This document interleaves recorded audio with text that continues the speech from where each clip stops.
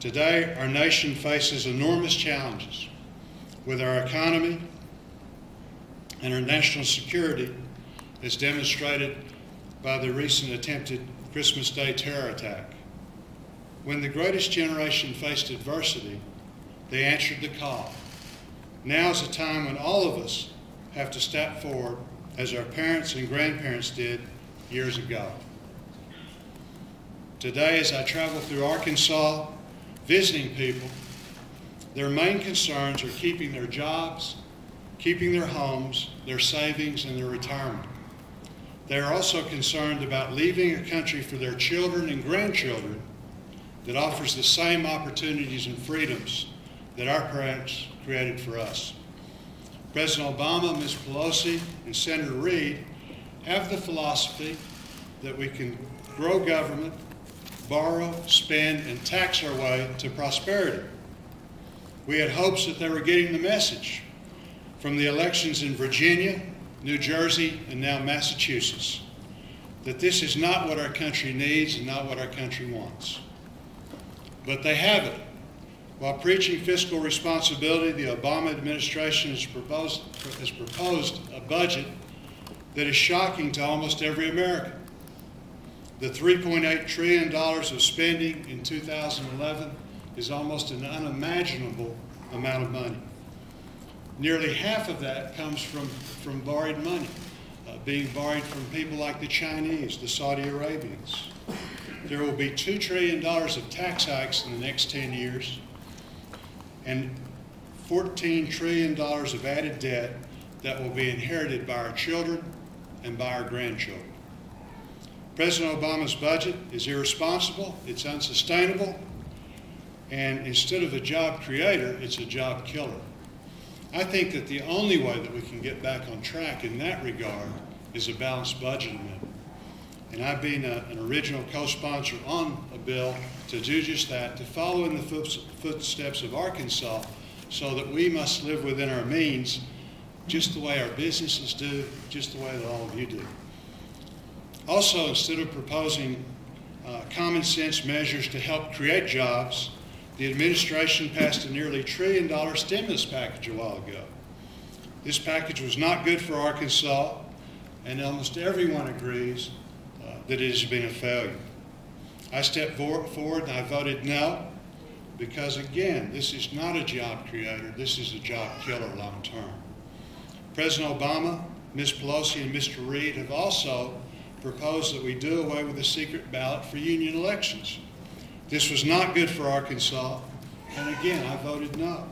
And when they fold to the union bosses and bring it back to the floor of Congress, I will vote no again, because again, this is not a job creator, this is a job killer.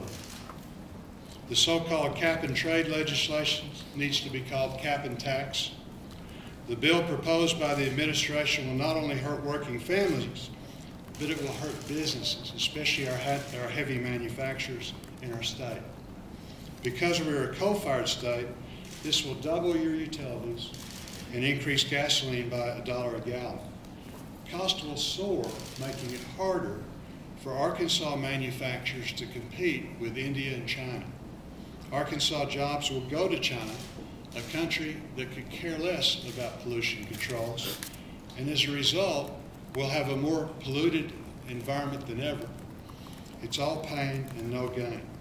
We need to protect the environment, but common sense says we must also use our heads and protect our economy. Again, I stepped forward and voted no. This is not a job creator, but a job killer.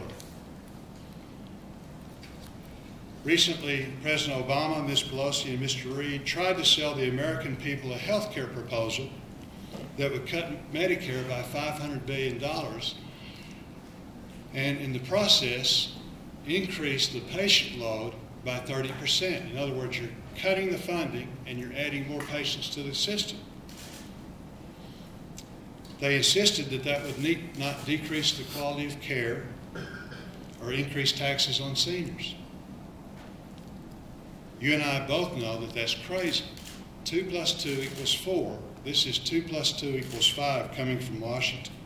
What's worse is that they propose to pay for that with an 8% payroll tax on many small businesses, which again, these businesses right now are actually struggling to make it, to stay afloat. So, as with these other things, this is not a job creator, this is a job killer. I know what it's like to run a small business. I was blessed. I've spent much of my life in Arkansas as an optometrist, working with my brother, an ophthalmologist. We started our eye clinic in 1977. We had about 7 employees. And with hard work, 25 years later, we had 80 employees. The first few years were tough, but we were able to expand because of the tax incentives that President Reagan implemented for small businesses. This is a job creator. This is something that we need to do instead of the reckless proposals that we've had from the President, Ms. Pelosi, and Mr. Reid. They're not good for our country and they're not good for Arkansas. Over the last few months, I've been humbled by the calls from friends and family who have asked me to reevaluate my service to Arkansas. Through this outpouring of support and after a lot of prayer and reflection, I believe that the best place for me to truly serve the people of Arkansas is the United States Senate.